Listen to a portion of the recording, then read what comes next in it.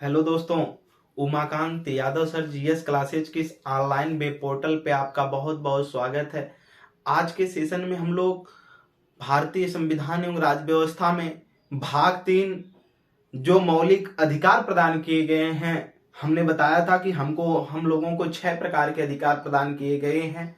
ठीक, पहले 7 थे जिसमें संपत्ति का अधिकार निकल चुका है और 6 अधिकार बचे हुए हैं, जिसमें से 6वें अधिकार के बारे में हम लोग पढ़ रहे थे। 6वां अधिकार संवैधानिक उपचारों का अधिकार दिया गया है जो अनुच्छेद 32 में है।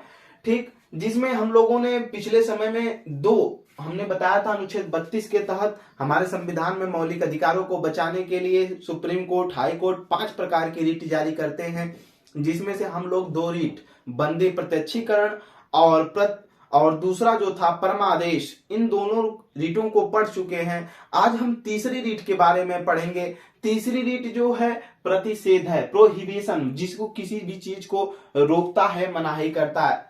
इसमें प्रोहिबिशन में क्या होता है, इसके द्वारा यह न्यायिक संस्था एवं अर्ध न्यायिक संस्था के विरुद्ध जारी होता है। कौन? प्रतिषेध। यह क्या करता है, यह न्यायिक संस्था अथवा अर्ध न्यायिक संस्था द्वारा की जाने वाली, न्यायालय इन पे क्या करता है कि जो न्यायिक संस्था है, अर्ध न्यायिक संस्था है, अगर एक कोई भी कार्य करके किसी भी क्षेत्राधिकार का उल्लंघन करके कोई कार्य कर रहे हैं तो उनको रोकने के लिए क्या करता है, मनाही करता है। आइए देखते हैं, लिखेंगे यह न्यायिक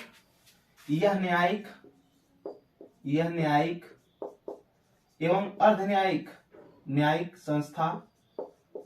न्यायिक संस्था का मतलब जिसमें न्यायालय के क्या हो, सदस्य हों। ठीक, जो न्यायिक निकाय है, न्यायालय का निकाय है, ठीक, जिसमें न्यायालय के सदस्य हों, न्यायिक संस्था कहलाता है। एवं अर्ध न्यायिक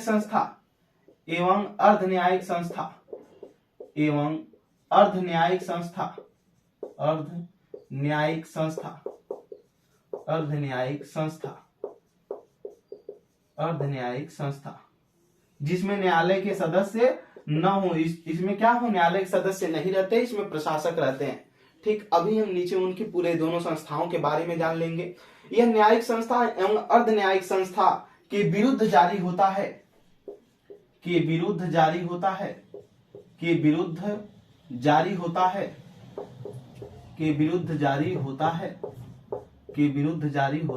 है।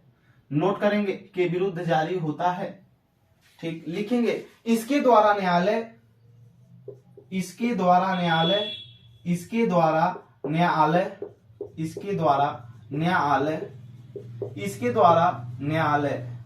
क्या करता है, लिखेंगे किसी न्यायिक संस्था,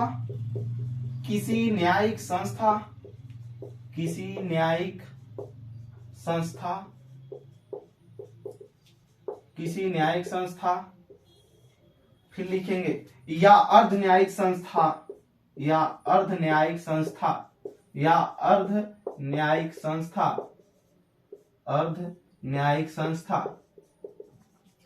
किसी न्यायिक संस्था या अर्ध न्यायिक संस्था, ठीक, के क्षेत्राधिकार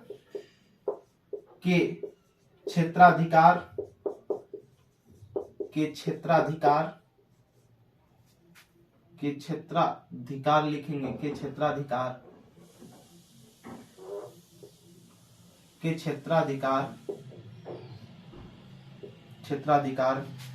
का उल्लंघन करके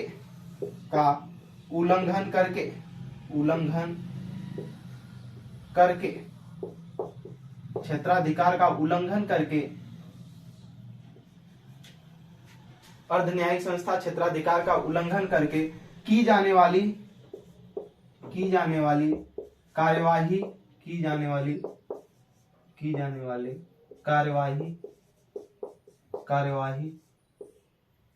के विरुद्ध कार्यवाही को रोकता है। ठीक, 2 चीज और समझना है, नीचे लिखेंगे इसमें संस्था। अभी हम समझा रहे हैं सारी चीजें। संस्था पहले लिखेंगे, संस्था, ठीक, संस्था कॉलम बना लेंगे, संस्था एक में लिखेंगे कार्य, कार्य, संस्था में कार्य, और दूसरी तरफ लिखेंगे व्यक्ति, व्यक्ति।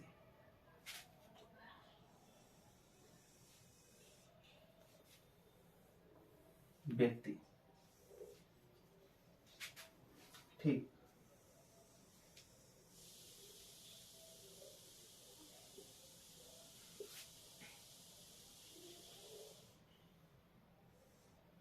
इसमें जो पहली संस्था आती है लिखेंगे न्यायिक, न्यायिक संस्था, पहली न्यायिक संस्था, न्यायिक संस्था, न्यायिक संस्था,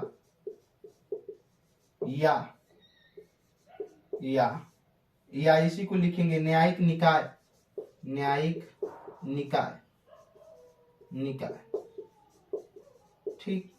दूसरा लिखेंगे इसमें, दूसरा जो आता है अर्ध न्यायिक संस्था, अर्ध न्यायिक संस्था, अर्ध न्यायिक संस्था, अर्ध न्यायिक संस्था, ठीक।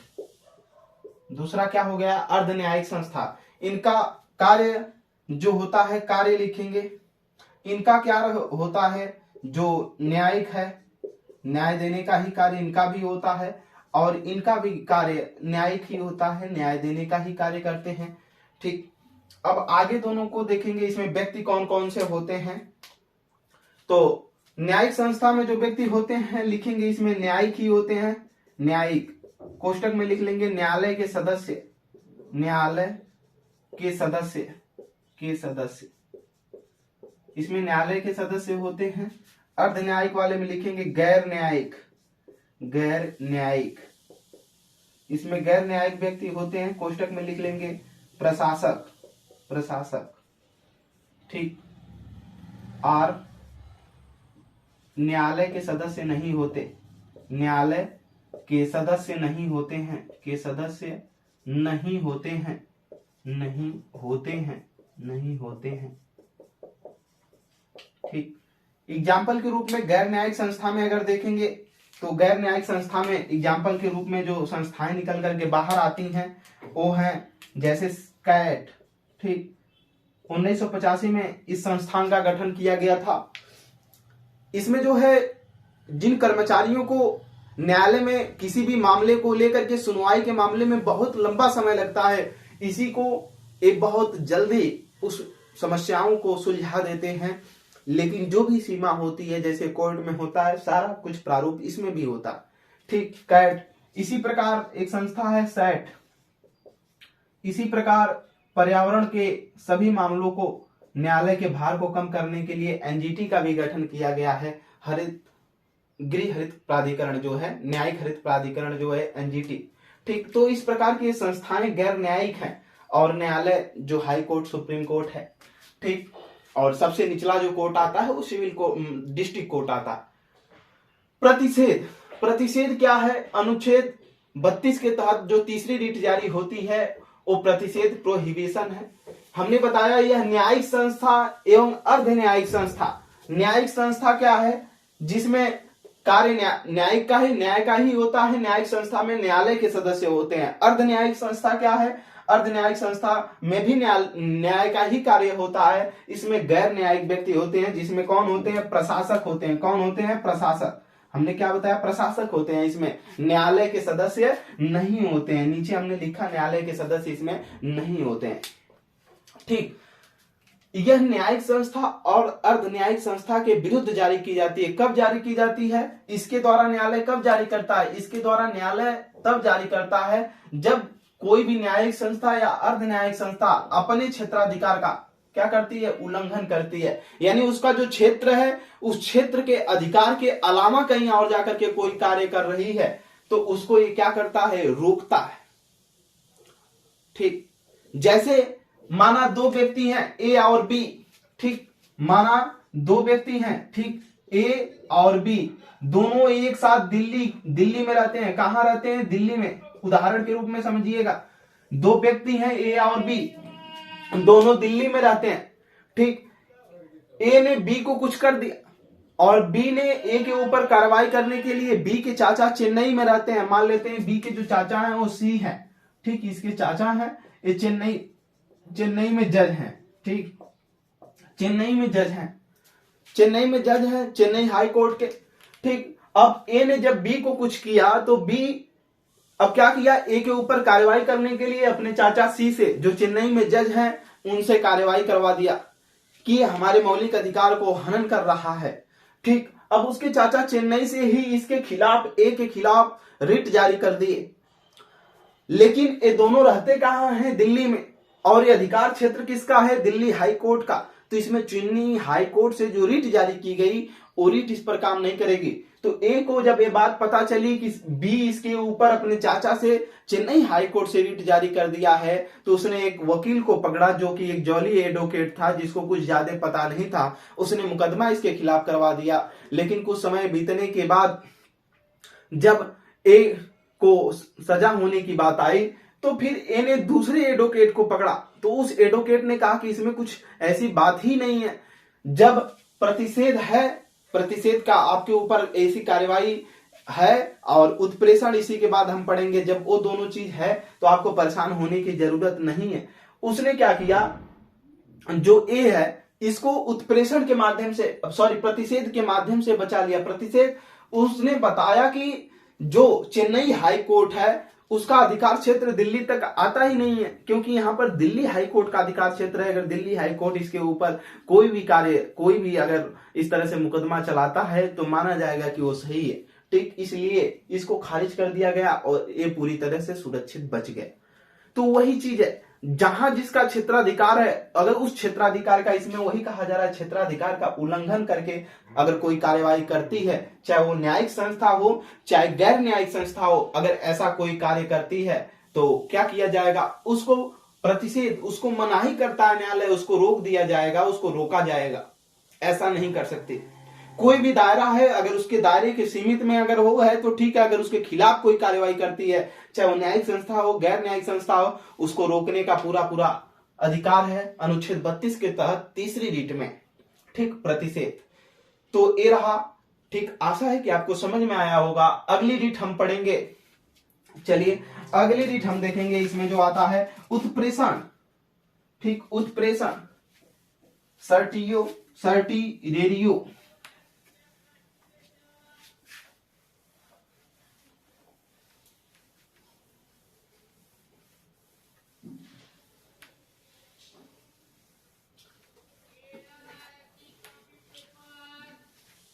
हमारे चैनल को ज्यादा से ज्यादा एक दूसरे तक शेयर करें, ठीक। जो विस्तृत तरीके से कोई भी चीज पढ़ना चाहते हैं, आगे समीक्षा अधिकारी जैसे परीक्षाओं को क्वालिफाई करना चाहते हैं, तो उनको आप इस क्लास ज्वाइन करवाएं।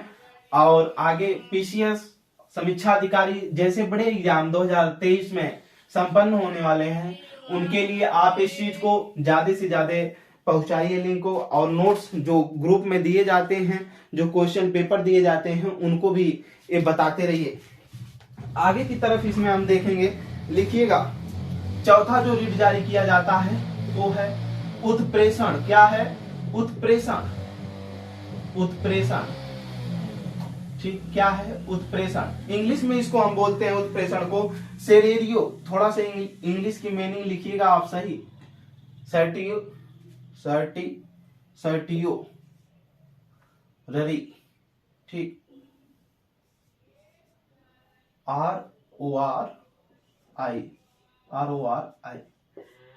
ठीक, सही नोट करिएगा। चौथी रीट है उत्प्रेषण, ठीक। उत्प्रेषण क्या करता है, यह जो कार्यवाही है जो प्रतिषेध के द्वारा की गई है, ठीक, उस पे जारी किया जाता है। जो न्यायिक अर्ध न्यायिक संस्था है उसकी ही विरुद्ध जारी किया जाता है। कब जारी किया जाएगा, इसके द्वारा क्षेत्राधिकार के उल्लंघन के बाद रोका जाता है। यानी कोई भी न्यायिक संस्था है, अर्ध न्यायिक संस्था है, वो अपने क्षेत्राधिकार का उल्लंघन करके कोई निर्णय दे दी, ठीक, कोई भी मामले पर कोई कार्यवाही कर दी है, तब इसके बाद जारी किया जाता है उत्प्रेषण। लिखेंगे इसमें हम, यह भी न्यायिक संस्था, लिखेंगे यह भी न्यायिक संस्था न्यायिक संस्था, अभी हमने पिछले में बता दिया न्यायिक संस्था क्या है और अर्ध न्यायिक संस्था क्या है। यह न्यायिक संस्था और अर्ध न्यायिक संस्था के अर्ध न्यायिक संस्था के अर्ध न्यायिक संस्था के अर्ध न्यायिक संस्था के अर्ध न्यायिक संस्था के विरुद्ध जारी की जाती है, के विरुद्ध जारी की जाती है, के विरुद्ध जारी की जाती है। नोट करेंगे इसको, लिखेंगे इसके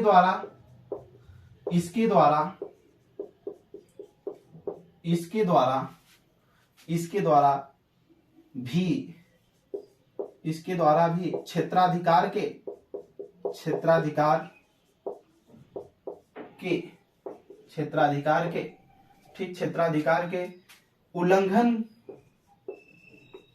उल्लंघन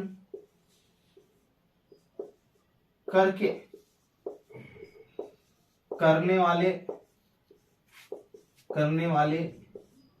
कार्यवाही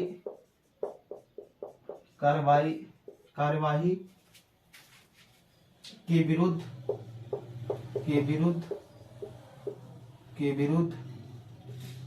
विरुद्ध रोका जाता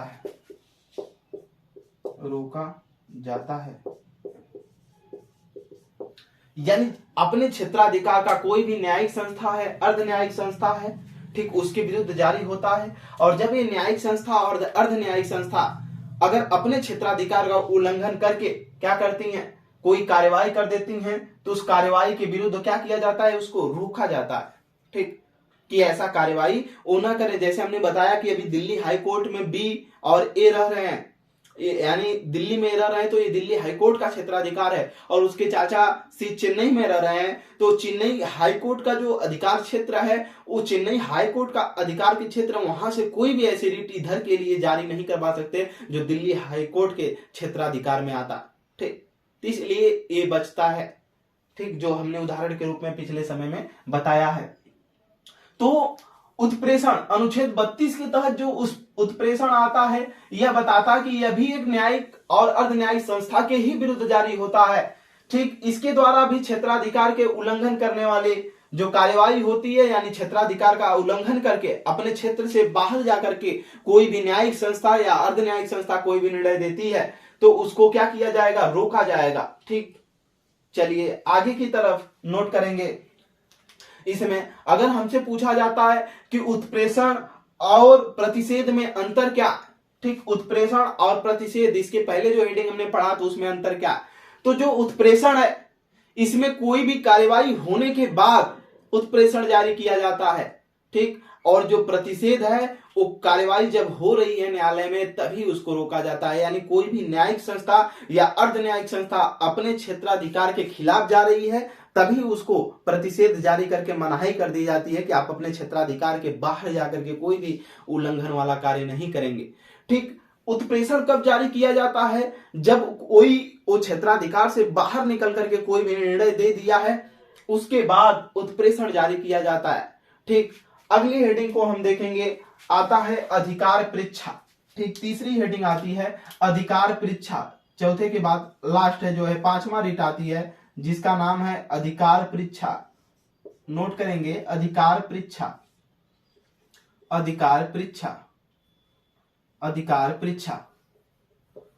ठीक, अधिकार परीक्षा जिसको इंग्लिश में हम बोलते हैं क्यूओ वारंटो, क्यूओ वारंटो, क्यूओ वारंटो।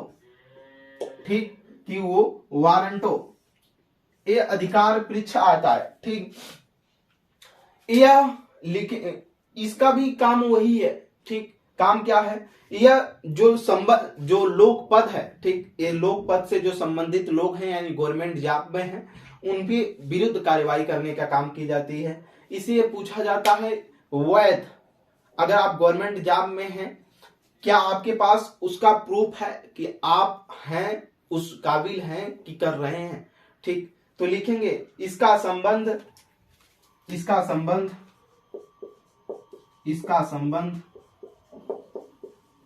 इसका संबंध, ठीक। लोकपद के संबंध में, लोकपद कहीं लिख लीजिएगा गवर्नमेंट जॉब से, ठीक, गवर्नमेंट जॉब से। लोकपद के संबंध में, लोकपद के संबंध में, यहां गवर्नमेंट जॉब कहीं शॉर्ट में लिखिएगा, ठीक। लोकपद के संबंध में कार्यवाही की जाती है, संबंध में कार्यवाही की जाती है, कार्यवाही की जाती है, कार्यवाही की जाती है। इसके द्वारा जो न्यायालय क्या करता है, अधिकार परीक्षा के द्वारा न्यायालय ये जो लोकपद का व्यक्ति है, यानी जो लोकपद पर नियुक्त व्यक्ति है गवर्नमेंट जॉब में, उसकी वैधता की जांच करता है। उसकी वैधता की जांच करते हुए उसको यह दावा करता है कि विधि द्वारा सम्मत है या नहीं।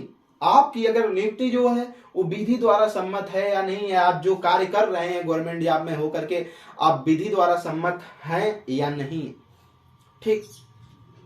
इसी चीज को ये अधिकार परीक्षा एक तरह से पूछने का कार्य करती है, ठीक। नीचे लिख लेंगे इस रीट के द्वारा न्यायालय, इस रीट के द्वारा न्यायालय, नोट करेंगे नीचे, इस रीट के द्वारा न्यायालय, इस रीट के द्वारा न्यायालय, इस रीट के द्वारा न्यायालय, इस रीट के द्वारा न्यायालय, इस रीट के द्वारा न्यायालय, ठीक, लोकपद पर, लोकपद पर, लोकपद पर नियुक्त, लोकपद पर नियुक्त किसी व्यक्ति के, किसी व्यक्ति के, किसी व्यक्ति के, व्यक्ति के दावे की, दावे की वैधता की जांच करता है, कि वैधता की, वैधता की जांच करता है, की जांच करता है, की जांच करता है, ठीक। जो कि विधि सम्मत है या कि नहीं, जो कि विधि सम्मत है या नहीं, जो कि विधि सम्मत है या नहीं, या नहीं, ठीक। कोई दवा बेचने वाला सरकारी डॉक्टर ही है, ठीक, वो उस काबिल है ही नहीं है, या उसकी जो वैधता है वो है ही नहीं है डॉक्टर की बनने की, लेकिन जो उसके पास उतना वो नॉलेज है ही नहीं है, लेकिन वो अगर है तो इसके खिलाफ जब रीट जारी की जाएगी तो इस रीट के द्वारा न्यायालय क्या करेगा, लोक पद पर जो नियुक्त किसी व्यक्ति के दावे की क्या करता है, वैधता की जांच करता है। उसको पूछेगा क्या आपके पास ऐसा अधिकार है कि आप ऐसे कर सकते हैं, आप जो दवा बेच रहे हैं क्या आपके पास अधिकार है, ठीक। कोई भी कार्य अगर कर रहे हैं तो इसके खिलाफ की वारंटो जारी किया जा सकता है अगर मौलिक अधिकार का हनन होता है तो हम लोगों ने अनुच्छेद 32 के तहत जो संवैधानिक उपचारों का अधिकार दिया गया है, जिसे डॉक्टर बी.आर. अम्बेडकर ने भारत के संविधान एवं राज्य व्यवस्था का क्या कहा था, हृदय एवं आत्मा कहा था, उसमें हम लोगों ने देखा कि जो अधिकार परीक्षा है, ठीक, 5 प्रकार की रीटों को देखा। अधिकार परीक्षा किसी भी व्यक्ति की वैधता की जांच करता है, ठीक। कौन कौन सी हमने रीट देखा अगर, तो पहला बंदी प्रत्यक्षीकरण, दूसरा परमादेश, फिर तीसरा प्रतिषेध, फिर चौथा उत्प्रेषण देखा और 5वां अधिकार परीक्षा। इस प्रकार से हमारे मौलिक अधिकारों का हनन होने पर हम 5 प्रकार की रीटें जारी करवा सकते हैं। इसके बाद अनुच्छेद 33 हम देखेंगे। इसके बाद अनुच्छेद 33 क्या कहता है, चलिए। अगर आपसे पूछा जाता है कि इन रीटों को जारी करने में हाई कोर्ट और सुप्रीम कोर्ट दोनों न्यायालय हैं हमारे, ठीक, इन दोनों में क्षेत्र किसका बड़ा है, ठीक, अंतर अगर तुलना देखा जाए तो थोड़ा सा हम इसको भी समझेंगे, क्योंकि मेंस की परीक्षाओं में और भी जगहों पर पूछ लिए जाते हैं, ठीक। तो 1-2 लाइन उसमें भी देखेंगे हम, जिससे आप कुछ लिख सकें।